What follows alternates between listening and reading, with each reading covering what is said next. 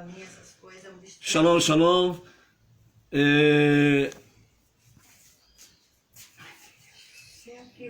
Tivemos aí uma queda de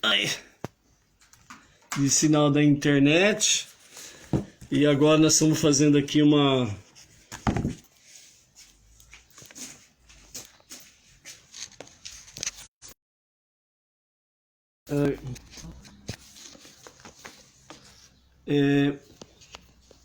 vocês podem dizer aí se vocês estão nos vendo, se está tudo certo. Que nós estamos aí conectando novamente. Vamos lá.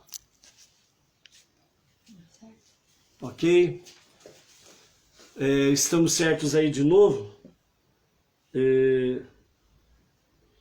Por fim, vamos acabar fazendo aí em duas partes, né? Porque a conexão caiu e estamos aí retornando. Esperamos aí que todos retornem também, os que estavam aí conectados conosco, né? A tecnologia é uma benção, mas tem hora que falha e você fica na mão aí, né? Então, né, continuando aí, né? Vamos ver aí se as pessoas retornam. Tá tudo certo aí? Procurando. Você tem que... Amém. Então, né, voltando aí, o profeta Isaías, ele está aí falando a respeito, né, do único Deus, no capítulo 42 de Isaías até o capítulo 43, verso 10, fala a respeito do único Deus, né? Então, Deus, ele é um único, indivisível e incorpóreo, né? Ele é o En Sof. O En Sof significa, ele é o infinito, né? Então, ele não pode se materializar numa forma humana para poder estar aqui nesse planeta. Então é impossível que Deus se manifeste, se materialize, né, como homem nesse planeta aqui, né? Podem dizer aí que ele se manifestou como anjo, em forma de filho, e por aí afora vai. Mas na realidade ele não se manifestou nesse sentido, de forma corpórea, porque ele é incorpóreo, né? Esse universo, Deus não cabe nesse universo. Ele é o En Sof, o infinito, né? O infinito não cabe dentro do finito, né? Isso nós aprendemos, inclusive, nas aulas de matemática, nas escolas, né? O conjunto finito e o conjunto infinito, né? Então, o infinito não cabe no conjunto finito. Ou seja, aquele que é o En Sof, o infinito, não cabe aqui nesse mundo pequeno, nesse universo pequeno e finito, ok? Então, como nós estamos falando sobre sem sombra e água fresca, por quê? Porque quando nós estamos iniciando o Bereshit, né, o novo ciclo dos estudos da Torá, então, para conhecimento, né, de cada um, o livro de Bereshit, nós vamos estudar 1534 versículos. Então, em Bereshit nós temos 1534 versículos. No livro de Shemot, Êxodo, nós vamos estudar 1209 versículos. No livro de Vaikra, Levítico, nós estudaremos 859 versículos.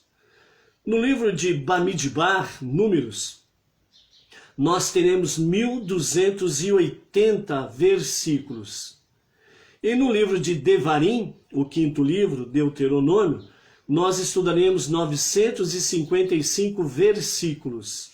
Somando, nós temos 5.837 versículos para estudar, ok?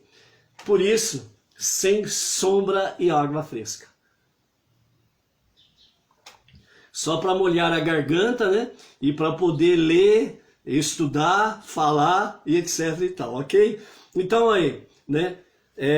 Temos aí 5.837 versículos pela frente para estudarmos nesse novo ciclo dos estudos da Torá, ok? Então vamos lá para o início, né, dos estudos da Torá. Então a nossa primeira chamada, vamos ficar aqui, portanto, né, o capítulo 1, verso 1, até o capítulo 2 e o verso 3. Iniciando, gostaria de fazer a você, né, a vocês, um conselho, tome cuidado, né, chamar a atenção na seguinte questão. Como nós vimos em Simchat Torá, os rolos da Torá são fechados e todos fazem hakafot, as danças com os rolos da Torá. E segundo o Midrash, os sábios nos falam que essa dança com os rolos da Torá fechados colocam todos de forma humilde, de forma harmônica, e todos estão unidos, desde o mais sábio até a pessoa com menos conhecimento da Torá. Então todos se tornam um diante da Torá e diante do Eterno. E aí eles falam uma advertência no sentido de que a Torá aberta, então obviamente aquele que entende mais, sabe mais, os sábios, eles trazem o conhecimento, o estudo, etc. e tal. Mas qual é o cuidado que nós precisamos ter diante desta realidade? Nós vamos iniciar, e estamos iniciando, Bereshit, que é um livro da criação, o princípio de todas as coisas. O problema aqui, qual é o problema aqui? Aquela famosa pergunta que as pessoas fazem: quem nasceu primeiro, o ovo ou a galinha? Se você disser o ovo, aí vem a segunda pergunta e diz: e a galinha? Quem botou o ovo? Se você disser que foi a galinha, aí vão perguntar: mas como que a galinha nasceu sem o ovo? O que significa isso? Significa procurar pelo em ovo. Ao iniciarmos o estudo da Torá, através de Bereshit, né, a criação, nós temos diante de nós, realmente precisamos ter diante de nós, o cuidado de não colocarmos pelo em ovo, ou querer procurar pelo em ovo. Que significa, nem tudo precisa ficar perguntando por quê. Por quê? Por quê? Tem duas questões aí nesses porquês. Quando foge a base e a realidade do ciclo de cada pessoa. Ou a pessoa quer saber mais do que deve saber no momento, ou aquela que realmente não quer saber de nada, só quer ficar perguntando por quê, porque nunca vai ter final os porquês, mas na realidade não quer saber de nada, só quer complicar. Então, nós temos esses dois grupos de porquês, né? E nesses dois grupos é perigoso, por quê? Porque quando a pessoa quer saber mais do que tem capacidade para entender, não é que você não tenha inteligência para compreender, é porque naquele momento ainda não é apto a você saber o porquê a mais daquela situação. Nós precisamos ir no porquê da inteligência, o porquê da sabedoria. é aquele porquê que está no nosso nível. E não querer saber mais do que está além da nossa capacidade do momento. Então, no momento, nós precisamos ter a base, o alicerce, o fundamento, para que nós possamos caminhar passo a passo, degrau a degrau. Não adianta você dar um passo maior do que a perna, que você vai se desequilibrar e cair. Não adianta você querer subir mais de um degrau, além da capacidade do compasso dos seus passos, porque você também vai perder o equilíbrio e vai cair. E tem muitas pessoas, vamos falar de um exemplo secular, né? Quando nós começamos a fazer a faculdade de Direito, nós tivemos lá um colega que ele procurou se enfiar tanto nos estudos, porque queria ser de todos os custos, né, o primeiro da classe, né, entre 80, queria ser o primeiro a todo custo. E se enfiou nos estudos, se isolou de tudo e de todos. Então ia para a faculdade, estava lá afronhado nos livros, em seguida voltava para casa, se trancava no seu quarto e ler, estudar. Abandonou o convívio familiar e o convívio dos amigos.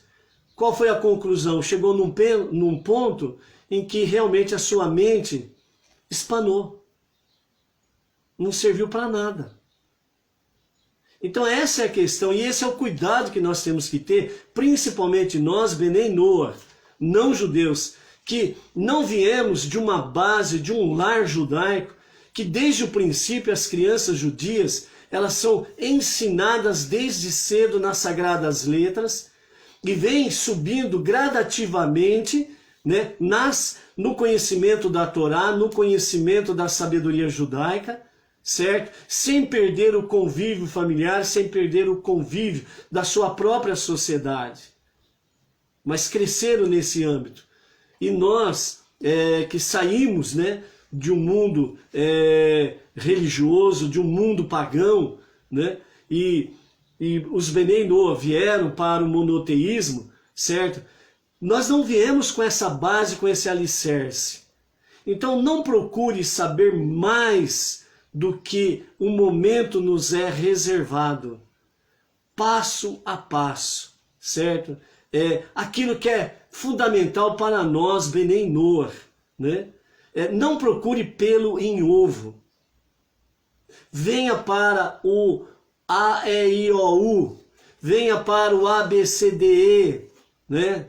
Venha para aquilo que é simples. A grande mensagem de encerramento do ciclo dos estudos da Torá, em Simchat Torá, quando o mais sábio e o mais simples no conhecimento, todos ficam em igualdade de condições diante da própria Torá e diante de Deus, mostra que a pessoa mais simples na sua fé, diante de Deus, ela é igual o erudito, o grande sábio no conhecimento das Escrituras.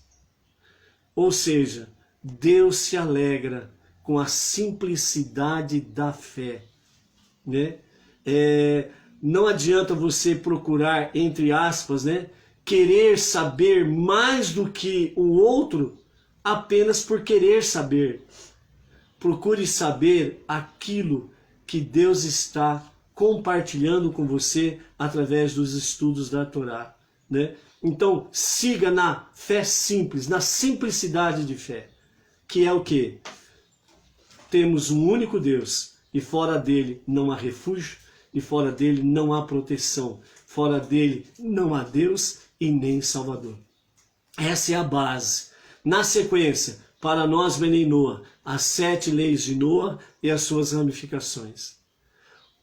Em seguida, os estudos da Torá é para fortalecer isto. A fé no único Deus, fortalecer-nos nas 7 leis de Noah e as suas ramificações e fazer com que nós, passo a passo, degrau a degrau, possamos crescer no conhecimento da Torá. Certo? Então, tome cuidado com isso. Como a Bereshit é o livro da criação, é o princípio de todas as coisas, Então, muito cuidado nos seus porquês. Que o seu porquê seja com sabedoria, com simplicidade, com humildade, porque é disso que Deus se alegra e Ele realmente fará no seu dia a dia que você se torne mais sábio ainda, ok?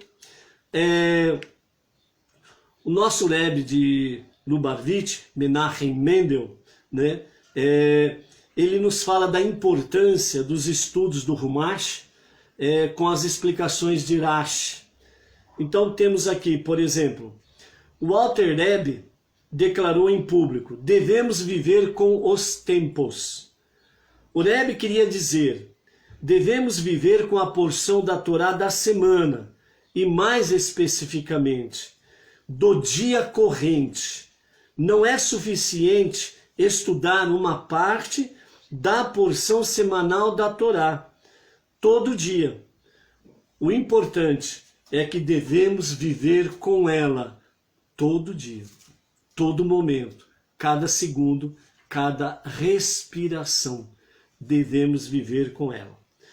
Outra questão: estudar a Torá diariamente afeta de maneira decisiva a nossa vida. Não só a alma da pessoa que estuda, mas também as almas da sua família, pois então reina no lar uma atmosfera de Torá e temor a Deus. Por isso que é importante a leitura bíblica diária, né? Porque a leitura bíblica diária você faz no seu lar. E ao fazer a leitura bíblica diária, o seu lar se enche da atmosfera divina, a presença da Torá, a presença divina no teu lar. Você e a sua família são abençoados e Deus abre as portas segundo as suas preces. Outro comentário: o estudo diário de um trecho do Humash. O Humash é o estudo, né, o livro de estudo de cada livro da Torá. O estudo diário de um trecho do Humash com o comentário do Rashi. No domingo, a leitura da primeira aliá do Shabat seguinte. Na segunda-feira, a segunda aliá e assim sucessivamente, ou seja, a leitura diária, a leitura bíblica diária, né? Essa prática deve ser cuidadosamente observada. Isso tem impacto sobre o próprio indivíduo, sobre os seus filhos e sobre os seus netos. Ou seja, aquele que estuda a Torá, né, os sábios já dizem: qual é a melhor poupança que você faz? Qual o melhor empreendimento que você faz? O estudo da Torá. Porque com o estudo da Torá você está fazendo com que você mesmo, os seus filhos e os seus netos sejam grandemente abençoados, protegidos e vencedores. Então, a vida secular será de vitórias e conquistas uma consequência natural por causa do estudo da Torá diário, semanal, mensal e anual. Então, o melhor empreendimento é o estudo da Torá. Fazer a leitura bíblica diária, participar dos estudos da Torá, né? Seja pela internet, né? Com fontes confiáveis, né? Sem sombra de dúvidas. Nem tudo que brilha é luz, nem tudo que reluz é ouro. Nós temos que tomar muito cuidado com isso. Outro comentário: há um costume dos Hassidim, do Chabad, que foi instituído pelo Alter Rebbe e transmitido de geração em geração. O estudo diário de um trecho da Parashá semanal do Humash, com o comentário de Rashi.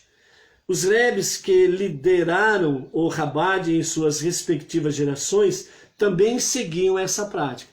Ou seja, os grandes sábios do nosso povo, né, o nosso próprio Rebbe, Menachem Mendel, tinha essa prática, né, dos estudos da Torá. Quer dizer, os nossos grandes sábios deram exemplo, né, disso daí. O Alter Rebbe disse: o comentário do Rashi sobre o Humash é o vinho da Torá. Ele destrava o coração e revela o amor e o temor a Deus, que fazem parte da essência da pessoa. E o último comentário: o Rebbe Maharash, escreve em um de seus Maamarim, um dos seus escritos: diariamente deve-se estudar a lei escrita, que é a Torá escrita, com o comentário do Rashi, porque ele contém as melhores partes da exegese de nossos sábios sobre a Torá. Né? Portanto, né, amados, o estudo da Torá, ele é tudo para nós. Bereshit, Gênesis, capítulo 1. No princípio da criação de Deus, do céu e da terra, quando a terra estava espantosamente vazia, com escuridão sobre a face do abismo, e o Espírito de Deus pairava sobre a superfície da água. Disse Deus: haja luz, e houve luz. Deus viu que a luz era boa, Deus separou, né? Então, a luz da escuridão. E Deus chamou a luz dia, e ele chamou a escuridão noite. E foi a tarde e a manhã de um dia completo, né? Queremos trazer a você a sinopse, né, do nosso livro de Bereshit. Então, a Torá, a primeira coisa que nós precisamos ter em mente, não podemos nos esquecer. Torá significa ensinamento. Essa é a base que nós precisamos saber. Torá, ensinamento. A princípio, as instruções da Torá, elas são delegadas aos judeus e posteriormente foram delegadas às nações. É um presente que Deus deu aos judeus, né? Ele deu às nações, mas as nações rejeitaram.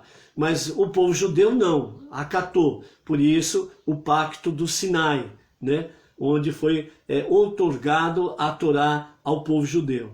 Posteriormente, o povo judeu cumpriu, através das gerações, aquilo que Deus determinou no Monte Sinai: levar às nações não judias o conhecimento da Torá, o conhecimento do único Deus, né?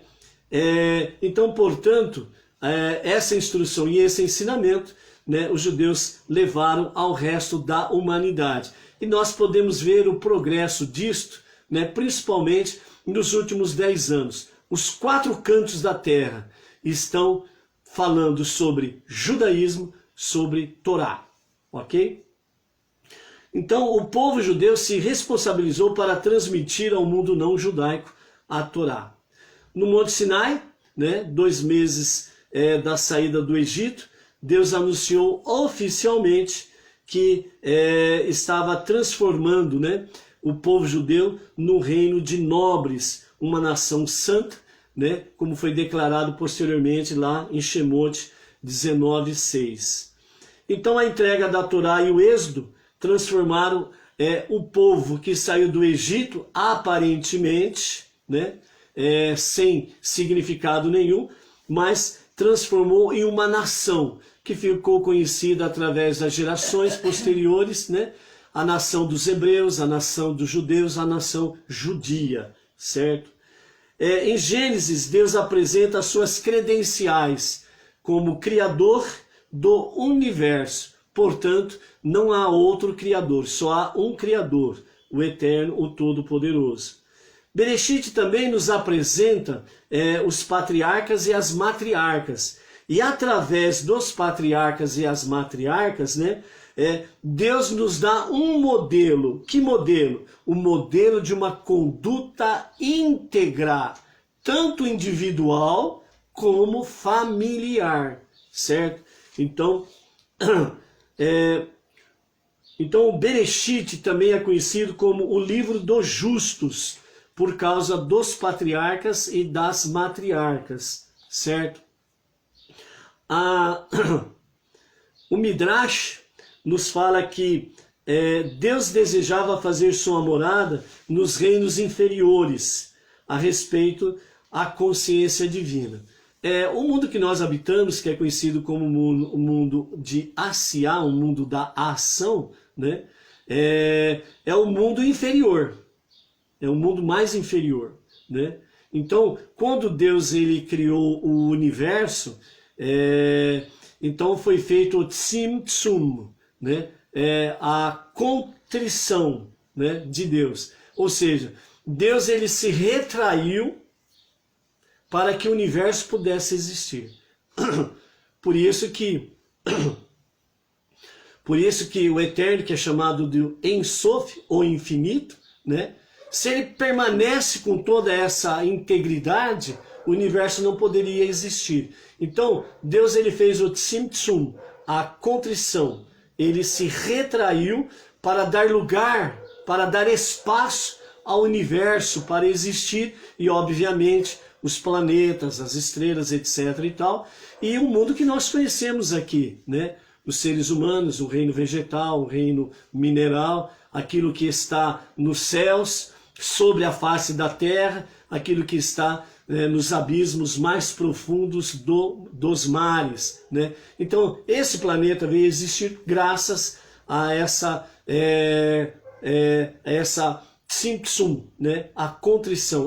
Deus se retraiu no sentido para poder dar lugar ao universo, para o universo existir. Por isso que nós existimos. A missão da humanidade, essa o que a sinopse, né, nos fala de Bereshit, segundo os nossos sábios.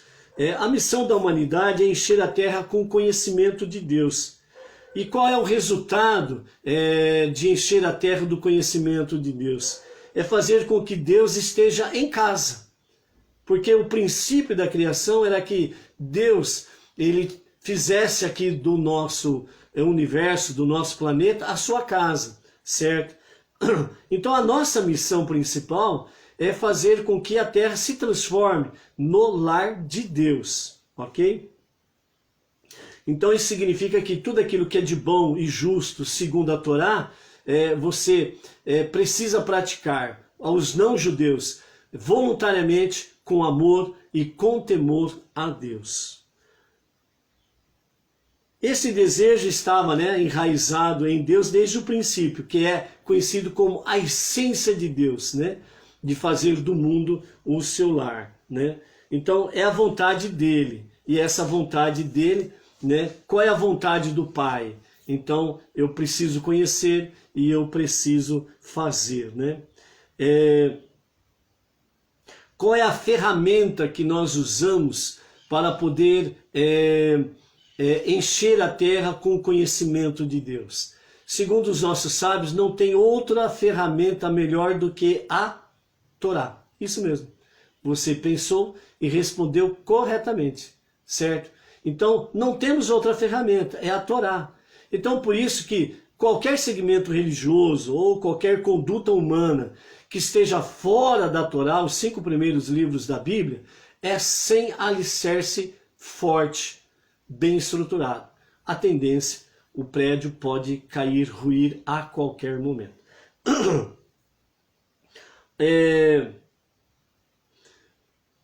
O drama da criação. Segundo os nossos sábios, eles dizem que há 3 elementos que faz parte do drama da criação. Os sábios usam essa expressão para dizer assim, num linguajar para nós entendermos, como um teatro, certo? Que é uma linguagem que todos conhecem sobre o teatro. Então diz assim, os 3 elementos do drama da criação, essa peça do drama da criação. Primeiro, o mundo, o universo, certo? Segundo, a espécie humana. E terceiro, a Torá. O mundo é o cenário. A espécie humana é o elenco. E a Torá é o roteiro. Então esse drama da criação tem esses 3 elementos. E nós precisamos entender isso, né? O mundo é o cenário. Ou seja, é onde nós habitamos. É o lugar onde nós vamos interagir. É onde nós vamos atuar. É esse mundo aqui. Segundo elemento, a espécie humana. Cada ser humano. Indiferente de quem seja. Todo ser humano, toda espécie humana. É o elenco deste cenário, deste mundo. Certo? E qual é o roteiro? É a Torá. Então, a humanidade precisa seguir este roteiro. No Monte Sinai, quando a Torá foi, o roteiro, foi ofertado às nações, o elenco, as nações, as 70 nações, elas simplesmente recusaram o roteiro. Falaram, não, nós não vamos seguir esse roteiro. Por exemplo, os sábios disseram que quando foi ofertado a Torá a uma determinada nação, né, essa nação perguntou a Deus, o que está escrito nela? O que está escrito nesse roteiro? E Deus respondeu, está escrito, não assassinarás. Aí aquela nação falou assim, não, esse roteiro aí eu não concordo, porque nós vivemos do assassinato. Nós gostamos de matar, assassinar as pessoas. Então esse roteiro não serve para nós. Recusaram. Outra nação perguntou, o que está escrito nesse roteiro? E Deus disse, está escrito que não roubarás. E aquela nação disse, não, esse roteiro não é bom para nós. Esse roteiro é ruim. Por quê? Porque nós vivemos de roubar os outros. Nós roubamos. Nós gostamos de roubar os outros. Se nós pararmos de roubar, nós não vamos gostar disso. Então isso não serve para nós. Né? Aí outra nação perguntou, o que está escrito nesse roteiro? Para finalizarmos com exemplos. Então disse, está escrito, não adulterarás. Aí essa nação disse, não, esse roteiro não é bom para nós. Nós gostamos de adulterar. Nós não temos uma mulher só. Nós adulteramos aí dia e noite e dia. Não, esse roteiro não é bom para nós. Então, assim, sucessivamente, as 70 nações rejeitaram o roteiro, a Torá. Mas o povo judeu, o povo de Israel disse, nós aceitamos o roteiro. E agora, depois de nós aceitarmos o roteiro, nós vamos conhecer o roteiro e aí nós vamos viver segundo o roteiro. Então, dessa forma, foi feito o pacto do Sinai e assim, sem sombra de dúvidas, foi feito esta aliança. E então Deus outorgou ao povo judeu a Torá e através do povo judeu veio através das gerações se estendendo a oportunidade de se conhecer a Torá, o roteiro divino. O Midrash nos fala que a Torá é a planta de Deus. Precedeu a criação através desta planta, desse projeto de Deus. O mundo e tudo que nele há, a história inteira existe dentro da Torá. Então, nada você vai conseguir buscar fora da Torá como história e como fato. Tudo é determinado pela Torá e não o inverso. Então, tudo é determinado pela Torá. As pessoas não têm como inverter esta ação, certo? O mundo é uma parte da Torá, portanto, nada pode impedir o cumprimento das diretivas da Torá. Ou seja, o projeto de Deus é que o mundo seja transformado no lar de Deus. Isto se cumprirá. O homem, nada no mundo visível e invisível poderá evitar isto. O que pode acontecer é o seguinte, pelas ações dos seres humanos, isso pode atrasar ou adiantar.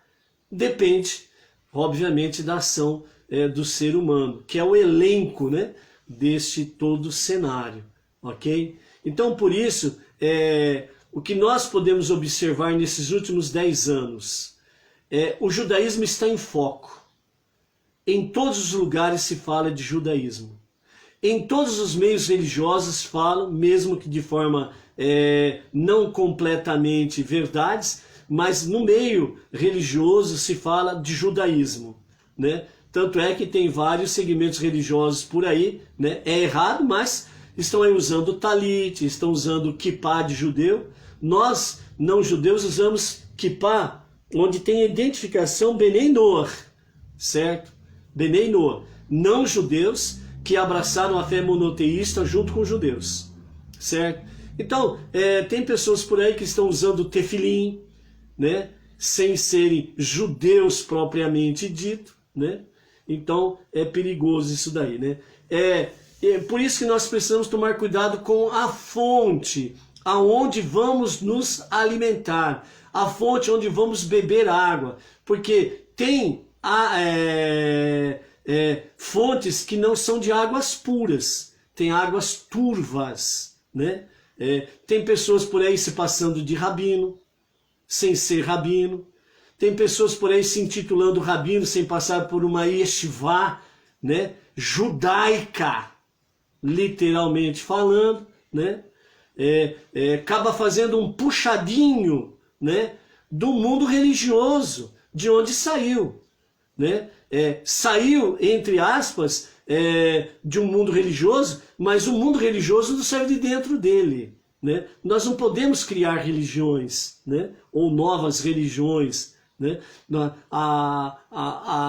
Vamos usar a expressão religião, por assim dizer, que todos entendem, mas a única vez que Deus se revelou e mostrou um segmento religioso para ser feito foi no Monte Sinai, diante de mais de 3 milhões de pessoas, onde foi outorgada a Torá ao povo judeu. Então, falando no termo religião, a realidade é esta. A primeira e básica religião é o judaísmo, certo?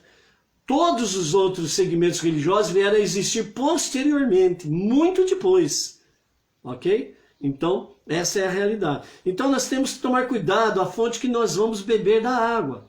Tem fontes que não são águas puras, são águas turvas, meias verdades com meias mentiras, né? Então tem que tomar cuidado com isso daí. Então tem gente que se intitula rabino, né? E acaba falando por aí que não tem problema nenhum, pode fazer tudo o que os judeus fazem. E não é exatamente isso. Por isso, né, nós estamos bebendo de uma fonte de águas límpidas, que é a fonte Chabad ortodoxa, que nós temos aí como nosso rabino na liderança, o Rav Yaakov Gerenstadit, né? Então, isso é importante, nós sabermos realmente quais são as diretivas que estamos seguindo. Elas têm alicerce realmente de águas límpidas na Torá, né? O rabino que você está seguindo é um rabino sério, onde ele está alicerçado na ortodoxia da Torá, da palavra. Então é importante você saber qual é a sua fonte. Bereshit é o primeiro livro dos 5, onde nós vamos passar com a graça divina, vamos passar o ano todo juntos, ou de forma virtual, ou de forma física, né? Vamos passar juntos o ano todo estudando, desde o primeiro até o 5º livro, os estudos da Torá. Não podemos esquecer que a nossa missão fundamental é transformar o mundo na morada de Deus. Esse é o objetivo. Essa é a missão fundamental. Ah, mas eu quero ser rico. Não é a tua missão fundamental. Ah, eu quero ser uma pessoa muito importante no mundo. Não é a tua missão principal. Ah, eu quero aparecer, né? Eu quero ser o bambambam, bam, bam, né? Não é a tua missão fundamental. Se você procurar obedecer, seguir a sua missão fundamental, que é transformar o mundo no lar de Deus através dos ensinamentos dos sábios, seguindo um rabino sério da ortodoxia da Torá, e estar alicerçado na própria Torá, certo? Se você vai ser uma pessoa importante na vida secular, se você vai ser próspero, rico, ou seja lá o que for, no bom sentido, certo? Deus vai encaminhar você. Você não pode sair do seu fundamento, da sua missão essencial, certo? A sua vida secular, Deus vai cuidar de você, né? Então, não perca essa visão da sua missão fundamental, certo? A alma, a nossa alma habita esse corpo físico. Esse corpo físico, né, é uma crosta do materialismo que nós adquirimos. Então nós temos a nossa alma divina e nós temos a nossa alma animal por causa desse corpo físico, né? Então nós temos aí uma luta constante. Nós precisamos vencer primeiro a nossa alma animal, que representa o mundo, certo? Por que representa o mundo? Porque quando Deus ele realmente fez, ele realmente criou todas as coisas, ele criou um mundo perfeito.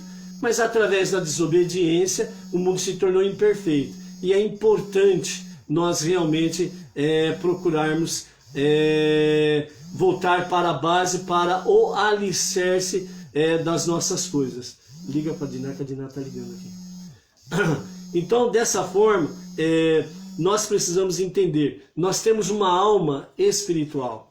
E essa alma Deus nos deu, e essa casca que nós temos aqui, né, ela tem essa questão. Nós precisamos libertar, né, a nossa alma divina, alimentando-a com o estudo da Torá e obediência para nós não-judeus, as 7 leis de Noé e as suas ramificações, para que realmente nós possamos aí cumprir a nossa missão cada dia mais com inteireza de coração, com verdadeira intenção do coração, certo? Então, libertar a alma desses grilhões é um aspecto adicional da nossa missão divina, de revelar a intenção oculta da criação, né? Comparar o mundo à nossa alma, né? Então essa é a realidade. O mundo, ele não é o que você está vendo. Porque o mundo, para ser o lar de Deus, ele vai passar pela redenção, como no princípio, no Gan Eden, onde tudo era perfeito, ok? Então, essa casca desse mundo que nós estamos vendo aí, cheio de maldades, cheio de coisas erradas, vai passar por uma redenção, né? E voltará a ser como foi na época do Gan Eden. Essa é a nossa batalha diária, né? O espiritual e o físico materialismo. Então, é importante isso daí, ok? O Baal Shem Tov, ele nos fala a respeito de... do primeiro verso, né, de Bereshit, né? No princípio da criação de Deus, criou Deus o céu e a terra, né? Então, segundo Baal Shem Tov, ele nos fala que a palavra usada para criar ou criou é a palavra hebraica que significa bará. Bará. O sentido adicional de bará é fora, certo? Então, Bereshit, quando nos fala que no princípio da criação, né, ou no princípio criou Deus, né, criou bará, o princípio de nossa missão divina é trazer para fora a dimensão oculta divina de tudo que há nos céus e na terra. Vamos repetir? Então, o princípio da nossa missão divina é trazer para fora a dimensão oculta, divina, de tudo que há nos céus e na terra. O mundo não é do que você está vendo. Tudo que há no mundo existe uma parte oculta da centelha divina de Deus.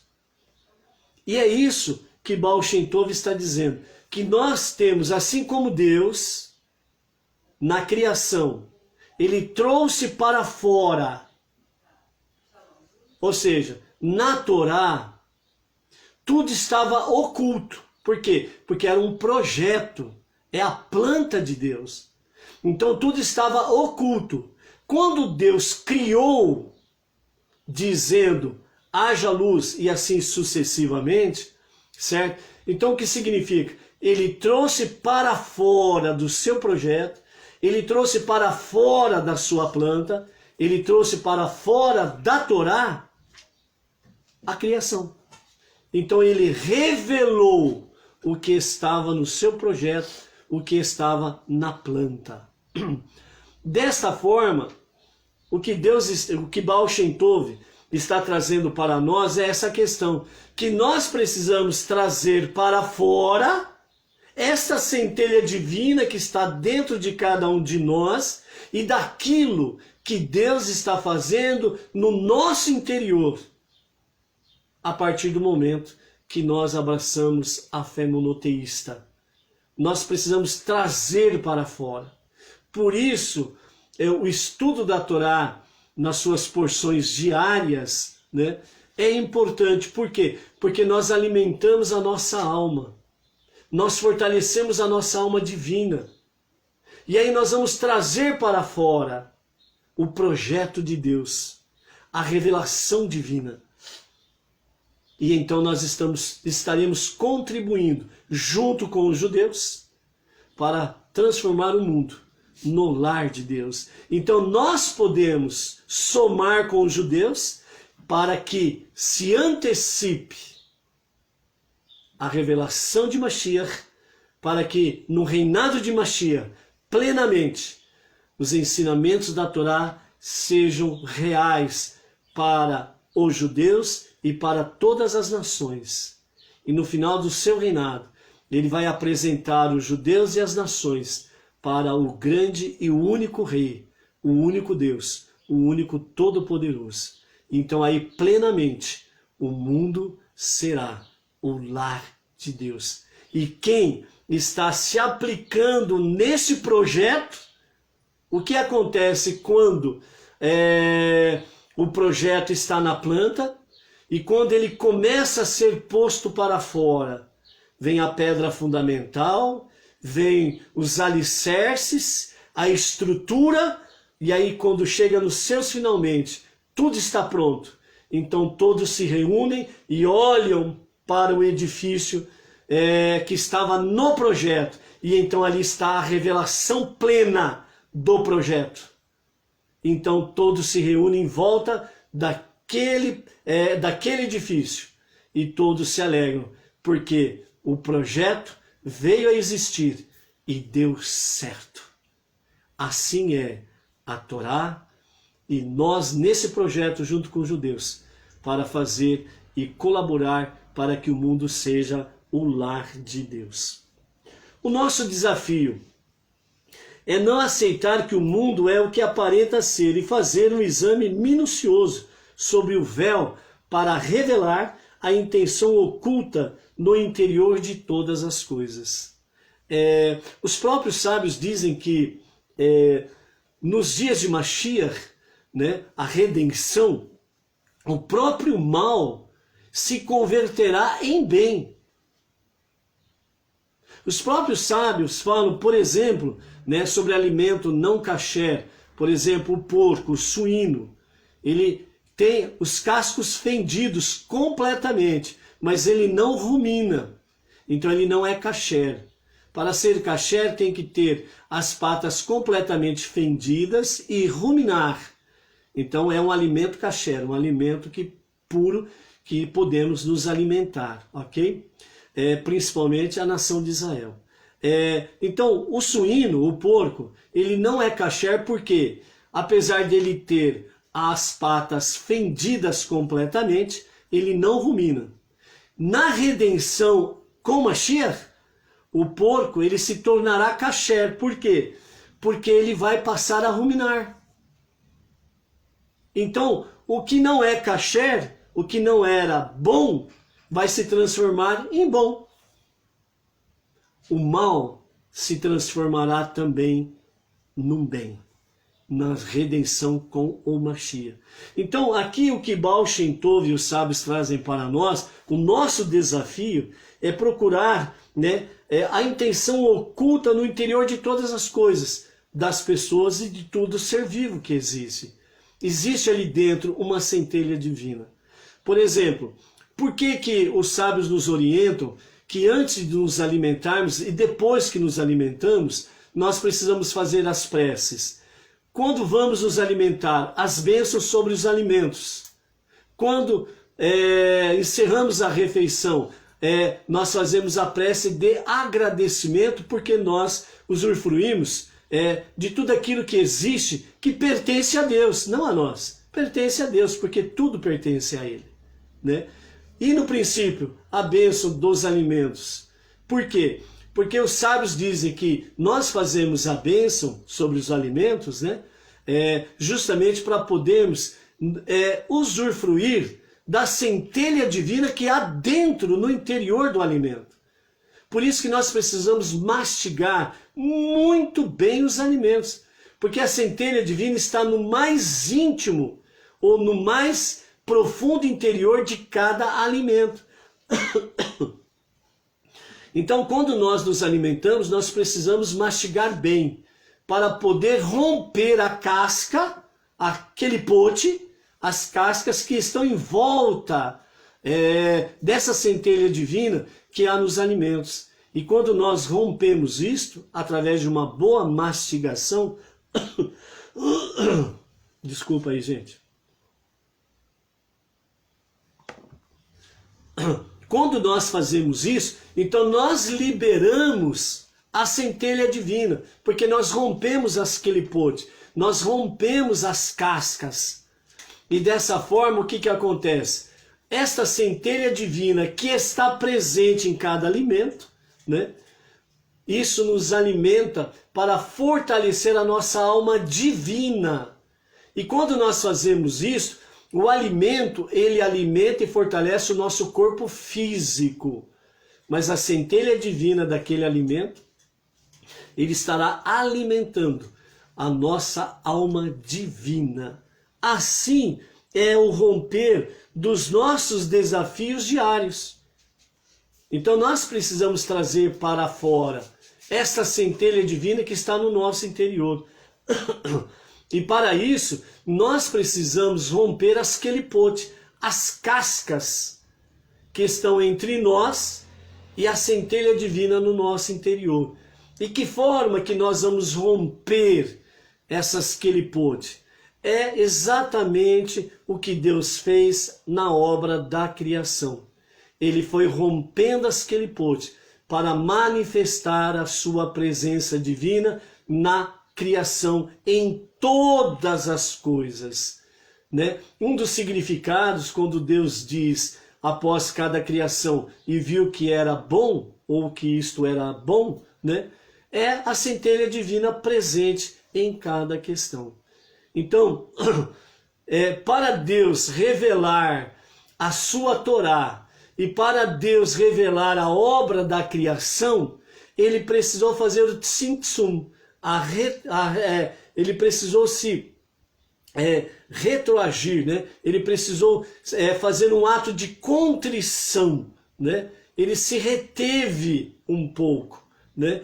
Para revelar essa centelha divina dele em cada coisa da criação, para que quando o mundo for completamente o lar divino, então ele poderá se manifestar mais plenamente.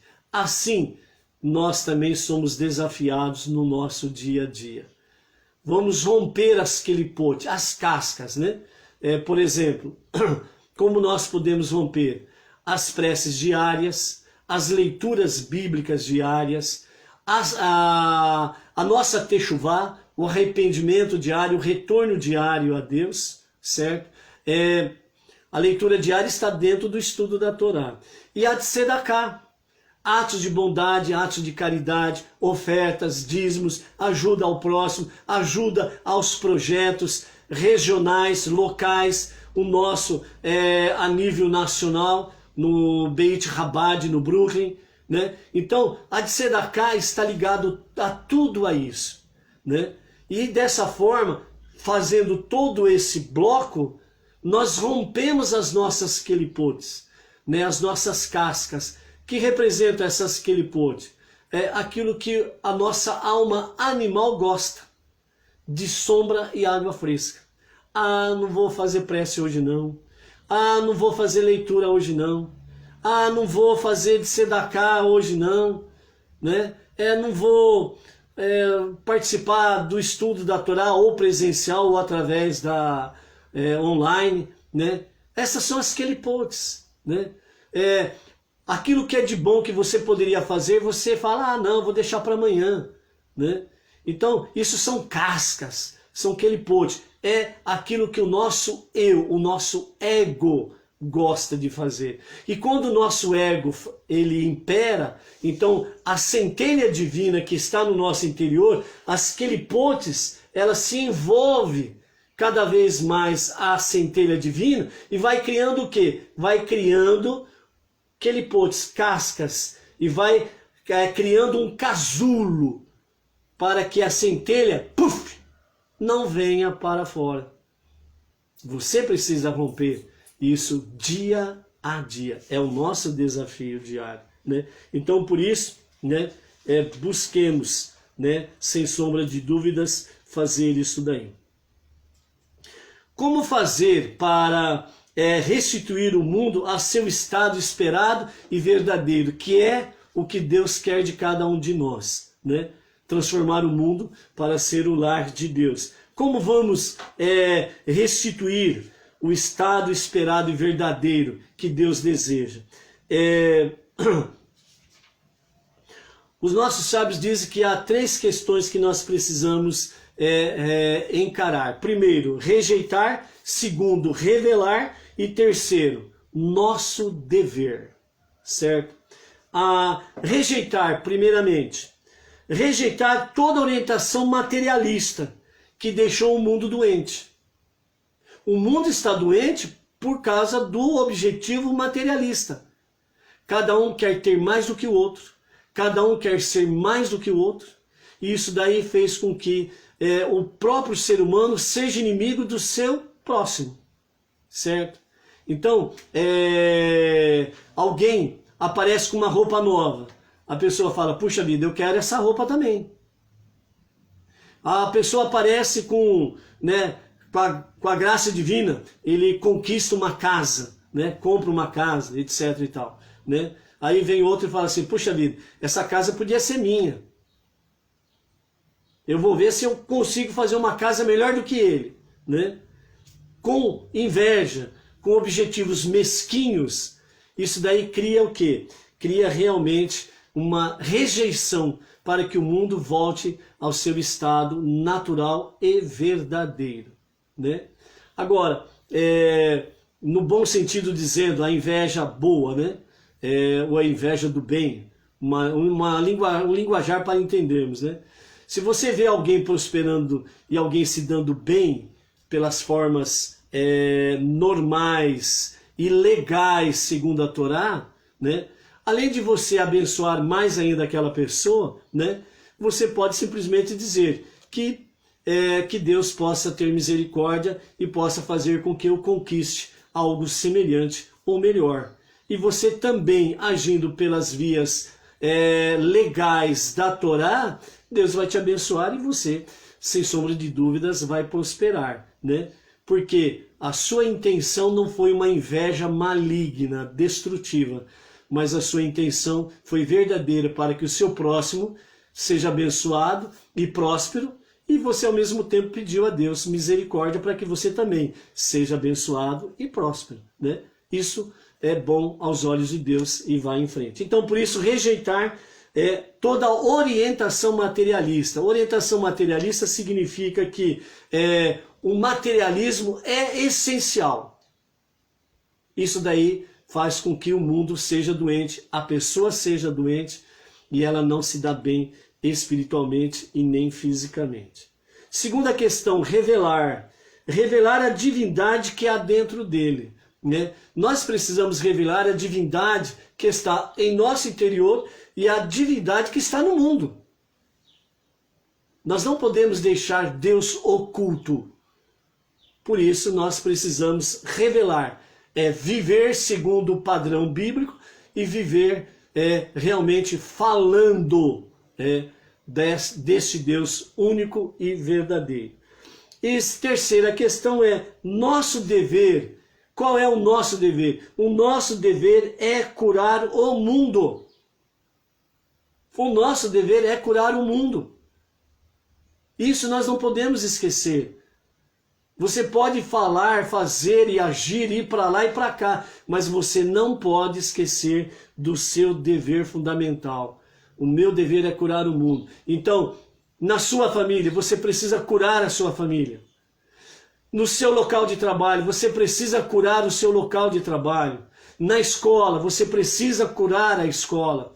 Ou seja, aonde você estiver, você precisa cumprir o seu dever. Ou seja, viver de tal forma que você esteja contribuindo para curar, sarar o mundo. Dentro disso, os sábios e Baal Shem Tov traz para nós a questão de bará. Lembra de bará? Criar, criou, que é a expressão bará, criar, trazer para fora. Segundo os nossos sábios, bará está ligado a bari, que significa saudável. Portanto, quando Deus criou o mundo, ele já trouxe o antídoto contra o mal, contra aquilo que é errado, contra o pecado.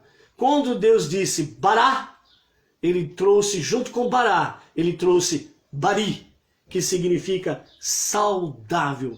Ou seja, curar os céus e a terra.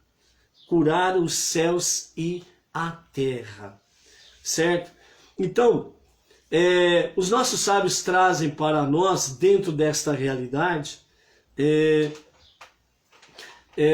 nós estamos procurando trazer para você o princípio, Bereshit. Nós estamos procurando trazer para você uma base mais simples possível, para que você possa estar alicerçado na simplicidade da fé e confiança em Deus, para podermos subir para outros degraus, certo? Então, portanto, não procure pelo em ovo, parte do simples e do princípio, ok? Os sábios trazem para nós, com referência à obra da criação Bereshit, dentro da Torá, ele traz o seguinte: o coração da criação. Onde está o coração da criação? Bereshit, no hebraico, sem esquecermos, a base de tudo é o hebraico. Para se entender tudo, a base é o hebraico. Para podermos discernir as coisas, a base é o hebraico. Por quê? Porque as escrituras, a Torá, os 5 primeiros livros, foram escritos na sua essência 100% no hebraico, ok? Então os sábios trazem para nós o coração da criação. Então Bereshit, que é a primeira porção, o primeiro livro. Então a primeira palavra é Bereshit. Por isso diz Bereshit bara Elohim, certo? Então Bereshit no hebraico, a primeira letra do hebraico é exatamente o que? Bereshit, a primeira letra é Bet. É a primeira letra da Torá. Tanto é que quando você pega lá Bereshit, você vai ver no hebraico que o Bet, ele está numa forma maior do que as outras letras. Então, a primeira letra da Torá é Bet, certo?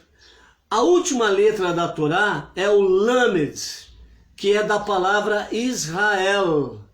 Israel, que é Lamed. Então, os sábios mostram para nós que nós temos a primeira letra, Bet, e a última letra da Torá, Lamed. Somando essas duas letras, Lamed e Bet, nós temos a palavra Lev. As duas letras formam a palavra Lev, que traduzido é coração. Bet, a primeira letra da Torá. Lamed, a última letra da Torá. Juntas formam a palavra Lev, que significa coração. Ou seja, de Bereshit, primeiro livro, primeira letra da Torá, até a última letra da Torá, dos 5 livros, nós temos aqui o coração de Deus. Por isso que quem rejeita a Torá, rejeita a Deus, porque rejeita o coração de Deus. A Torá é uma revelação que Deus permitiu materializar-se através das letras do hebraico e formar os 5 primeiros livros da Bíblia. Deus permitiu que o seu coração fosse revelado desta forma. Lev, coração. O coração da criação. Ou seja, quem rejeita a Torá, rejeita o coração de Deus. No linguajar humano, para entendermos. Rejeita, portanto, o próprio Deus. Por isso, qualquer ensinamento religioso que venha fugir da Torá está sem a presença divina. Por quê? Simplesmente por isso. Rejeitou o coração de Deus. Vamos ainda para frente. As duas letras, né? Bet e Lamed, elas têm distinções únicas, né? O Bet, ele significa em, né? E também Lamed tem o significado de para, né? Então, as 3 letras do tetragrama sagrado, que é Yud, Rei e Vav, elas servem como sufixos de pronomes pessoais. Vamos lá.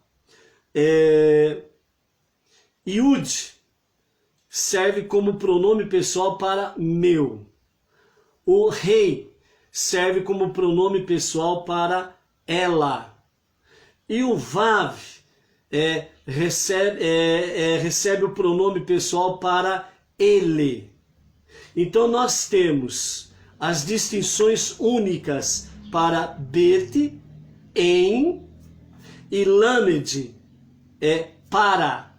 E as 3 letras do tetragrama sagrado, nós temos o Yud para meu, Rei para ela e Vav para ele.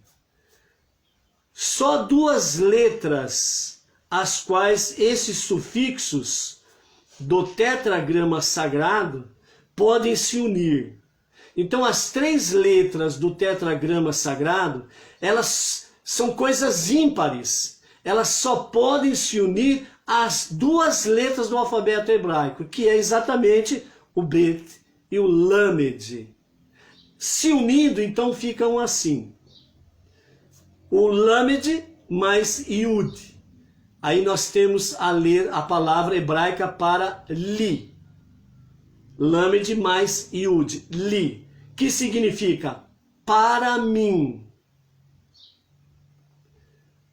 Segundo, Lamed mais a letra Rei. Nós temos então a palavra lá, que significa para ela. E a terceira, Lamed mais Yud, que forma a palavra lo, que aqui significa para ele. Depois temos Bet. Então, Bet mais Yud. Nós temos então a palavra bi, que significa em mim. Bet mais Rei, que dá a palavra ba, que significa nela. E Bet mais Yud, que forma a palavra bo, que significa nele.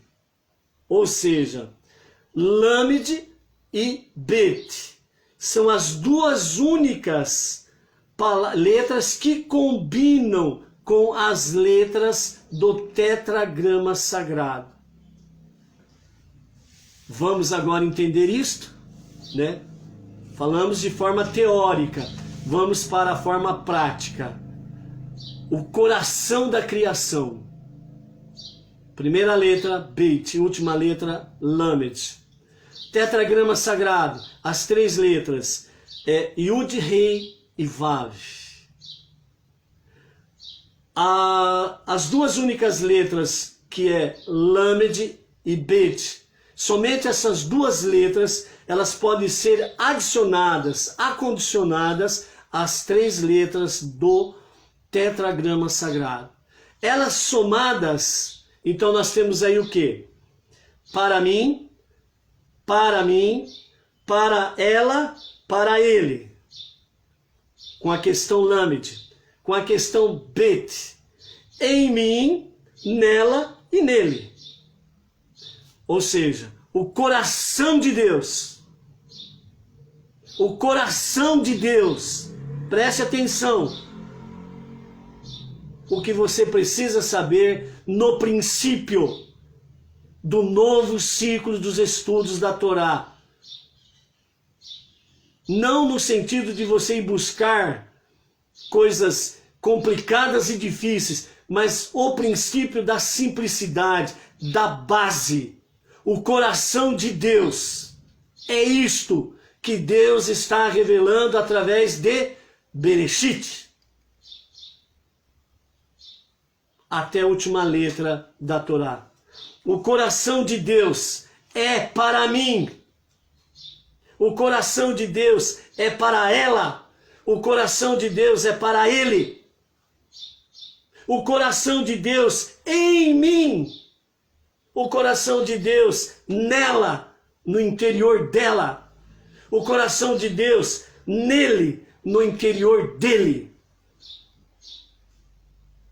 O coração de Deus está em nós. Esta é a centelha divina que está no seu interior e que precisam as clipotes serem rompidas para que o coração de Deus, a centelha divina, se revele através da tua vida e venha cumprir a missão fundamental: curar, sarar o mundo para ser o lar de Deus. Esta é a base. Este é o propósito de cada um de nós: curar o mundo. As questões seculares, elas serão acrescentadas a cada um, segundo a providência de Deus, naquilo que você é capaz de fazer e não se perder ao longo da jornada. Então, esse é o nosso propósito verdadeiro: curar o mundo. E esse precisa ser a nossa partida, o nosso princípio. E esse princípio, eu não quero saber de matemáticas complicadas. Esse princípio, eu não quero saber do pelo no ovo.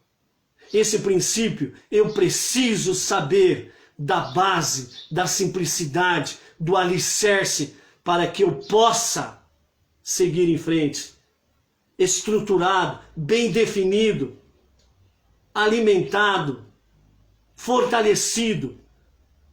Porque se não fizer a base direito, eu não vou conseguir compreender que 1 mais 1 são 2.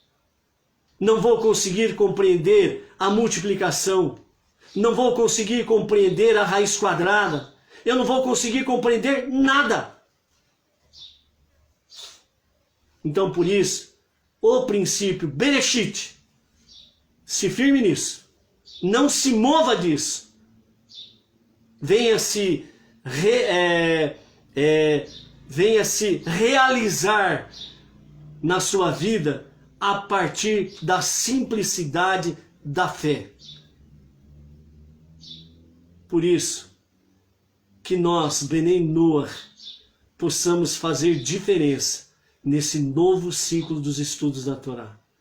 Que nós, Bnei Noach, possamos fazer a diferença nesse novo ano 5.781, partindo do princípio de Bereshit, com simplicidade, com fundamento, com alicerce bem estruturado, para cumprirmos a nossa missão essencial: curar o mundo, para fazer do mundo a casa de Deus.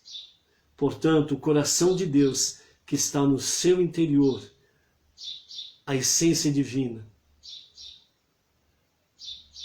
faça com que as quelipotes venham se romper, para que a centelha divina do coração de Deus se revele não somente na sua vida e na sua casa, mas através da sua vida, através da sua casa, que significa família, venha para fora, Bari, para trazer saúde, para sarar a nossa terra, curar a nossa terra. E assim nós poderemos contemplar a manifestação de Mashiach e com ele nós possamos participar da redenção no reinado milenar de Mashiach, para podermos adentrar com ele no Olam Rabá. Essa é a mensagem que eu quero deixar com vocês nesse princípio de estudos da Torá de Bereshit. Sim, há muitas coisas para nós aprendermos, mas lembre-se de uma coisa: você não vai aprender tudo, não só da noite para o dia, nem em 10 anos você vai aprender tudo, porque os maiores sábios do nosso povo, com todo o ensinamento que tiveram, com todo o aprendizado que tiveram, ainda eles puderam dizer com humildade e simplicidade: ainda não sei de nada. Agora, quem somos nós para querermos saber tudo em um curto espaço de tempo? Passo a passo, degrau a degrau, que nós possamos seguir em frente. Mas não esqueça que esse ano 5.781, nós, Benei Noach, possamos fazer a diferença aonde nós estivermos.